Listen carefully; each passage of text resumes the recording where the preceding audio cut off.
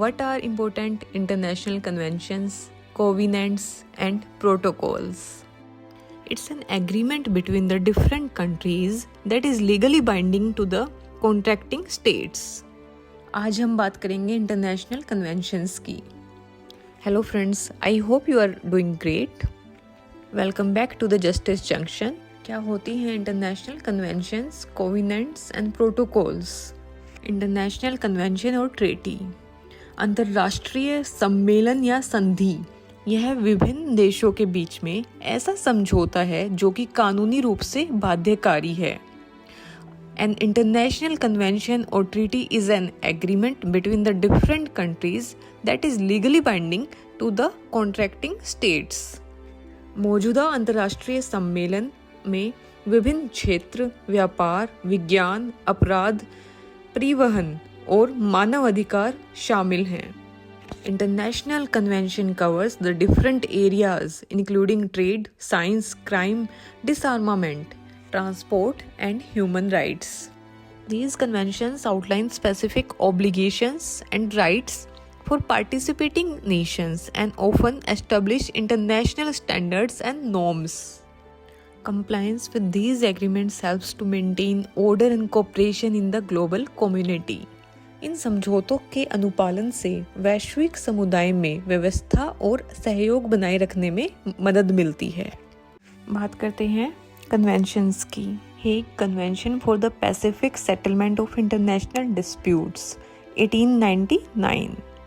इस कन्वेंशन का main motive था peaceful resolution of conflicts among the nations and to promote international cooperation to prevent armed conflicts through arbitration and mediation. इसका main aim था reduce करना war के risk को. Hague convention for the pacific settlement of international disputes 1907. तो इस convention में Hague convention pacific settlement of international dispute 1899 को ही continue किया और एस्टेब्लिश की गई permanent Court of Arbitration and reiterated the commitment to resolving conflicts through the peaceful means. इसके साथ एम्फेसाइज किया गया इंटरनेशनल लॉ को. अब बात करते हैं covenant of league of Nations की. The Covenant of League of Nations, established in 1919 as a part of Treaty of Versailles, was an international agreement aimed at maintaining peace and preventing future conflicts. इसका main उद्देश्य था शांति बनाए रखना और भविष्य के संघर्षों को रोकना. अब बात करते हैं agreement for the prosecution and punishment for the major war criminals of the European Axis and charter of international military tribunal 1945. Both established in 1945 were international agreement created by the end of world war II. They laid the foundation of Nuremberg trial, a series of military tribunals held to prosecute and punish key leaders of Nazi Germany for war crimes and crime against humanity and other atrocities committed during the war. Next convention is Charter of United Nations 1945. It set out the purpose and principles of the UN and defines the structure and functions of the various organs including the General Assembly, Security Council and International Court of Justice. Charter का main objective था maintain करना international piece को, security को, promote करना cooperation को between the nations and protect the human rights. The next convention is statute of international court of justice 1945. ये establish किया था 1945 में. It outlines the court's composition, procedure, and its role in settling legal disputes between the sovereign states. इसे विश्व न्यायालय के रूप में जाना जाता है. It serves as a form of states to resolve their international legal disputes peacefully. अब बात करते हैं Convention on the Privileges and Immunities of the United Nations 1946 की. ये प्रिविलेज और इम्यूनिटी इसलिए आए थे ताकि यूएन अपना काम प्रभावी ढंग और स्वतंत्र रूप से कर सके. They include exemptions from certain taxes and duties and immunity from the legal process in the host country and other legal protections necessary for the UN operation and its diplomatic and administrative staff. Next convention is American Declaration of the Rights and Duties of Man 1948.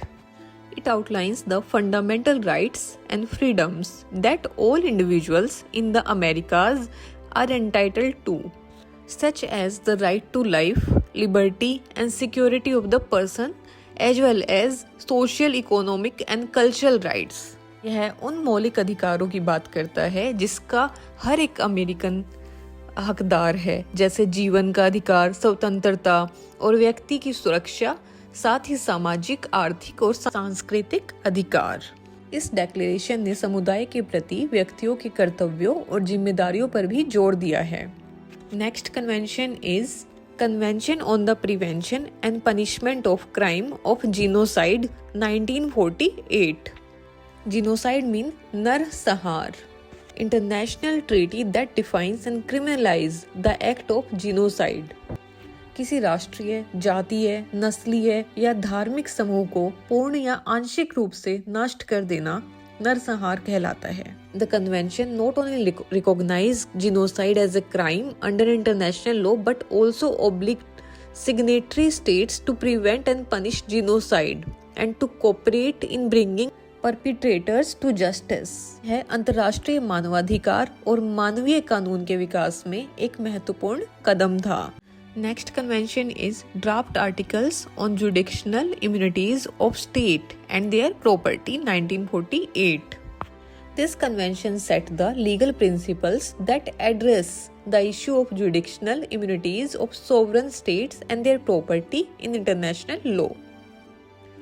These article provides guidance on the circumstances under which a state can claim immunity from the jurisdiction of foreign court, and the extent to which a state property can be subject to legal proceedings in another state. While these draft articles were not adopted as a binding treaty at the time, they have served as a valuable reference and discussion related to the state immunity in international law. अब हम बात करेंगे अगली convention की, universal declaration of human right 1948. It's the landmark international document that set out the fundamental human rights and freedoms to be universally protected. It includes a broad range of civil, political, economical, social, and cultural rights that all individuals are entitled to, regardless of their nationality, ethnicity, religion, or other characteristics. The key principle of the Universal Declaration of Human Rights include right to life, liberty and security of the person. ये convention मौलिक मानवाधिकार और स्वतंत्रता को निर्धारित करते हैं। इसमें नागरिक, राजनीतिक, आर्थिक, सामाजिक और सांस्कृतिक अधिकारों की एक विस्तृत श्रृंखला शामिल है, जिसके सभी व्यक्ति हकदार हैं, चाहे उनकी राष्ट्रीयता, जातीयता, धर्म या अन्य विशेषताएं कुछ भी हों। The next convention is Geneva Convention relating to the protection of civilian persons in time of war 1949 and 1950. This convention, commonly known as the Fourth Geneva Convention, was adopted in 1949 and entered into the force in 1950. It provides protection for the civilians and combatants during armed conflicts. अब बात करते हैं Rome convention for the protection of human rights and fundamental freedom 1950.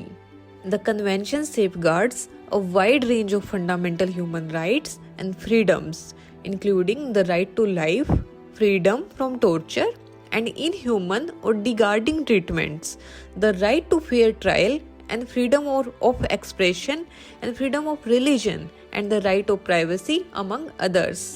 European मानवाधिकार न्यायालय convention उन व्यक्तियों की शिकायतें सुनने के लिए बनाया गया था जो मानते हैं कि कन्वेंशन के तहत उनके अधिकारों का उल्लंघन किया गया है। Next convention is convention on fishing and conservation of living resources of high seas 1958. The treaty aimed at regulating fishing activities in the high seas to ensure the sustainable management and conservation of marine resources. The convention established principles and rules of the conservation of fish stocks in these areas to prevent overfishing and depletion to marine life. अब बात करते हैं अगली convention की. Convention on the continental shelf 1958. It's a international treaty जो establish करती है principles and rules regarding the rights and jurisdiction of coastal states over their continental shelves. Continental shelf refers to the submerged underwater extensions of the coastal states and land territory. Next convention is Convention on the Territorial Sea and the Contiguous Zone 1958. It's an international treaty defining the breadth of a coastal state's territorial sea, typically extending up to 12 nautical miles from its coast line. यह एक ऐसी अंतर्राष्ट्रीय संधि है जो तटीय राज्यों के प्रादेशिक समुद्र की चौड़ाई को परिभाषित करती है, जो आमतौर पर एक समुद्र तट से 12 समुद्री मील तक फैली होती है. अब बात करते हैं अगली कन्वेंशन की, Antarctic treaty 1959. It is an international agreement that establishes Antarctic as a zone of peace and scientific cooperation, prohibiting military activities and nuclear testing on the continent. It set aside territorial claims, promotes scientific research, and ensures the free exchange of information among signatory countries. Next treaty is Declaration of the Rights of the Child 1959. It outlines a set of fundamental rights and principles to protect and promote the well-being of the children worldwide. It includes rights such as the right to education, health care, protection from exploitation, and the right to name and nationality. This declaration served as the important precursor to the Convention on the Rights of the Child, which was adopted in 1989 and remains the most comprehensive treaty on the children's right. The next convention is Declaration on Granting of Independence to Colonial Countries and Peoples 1960. United Nations General Assembly in 1960 affirmed the right of colonial peoples to self-determination and independence. It marked a significant step in the process of decolonization and called on colonial powers to end their colonial rule and provide support for the peaceful transition to self-governance in colonial territories. Next convention is European Social Charter 1961. It is an international treaty that set out social and economical rights and standards for the European countries. It includes provisions related to the labor rights, social security, health, education, and other aspects of social well-being, aiming to improve the living and working condition of individuals within Europe. This charter was later revised and expanded in 1996 to further enhance social rights and protections. Next convention is Vienna Convention on Diplomatic Relations 1961. This treaty that codifies the rules and principles governing diplomatic relations between states. It establishes the legal framework for the diplomatic immunity, privilege, and immunity for the diplomats and diplomatic missions, ensuring their ability to perform their functions effectively and without interference.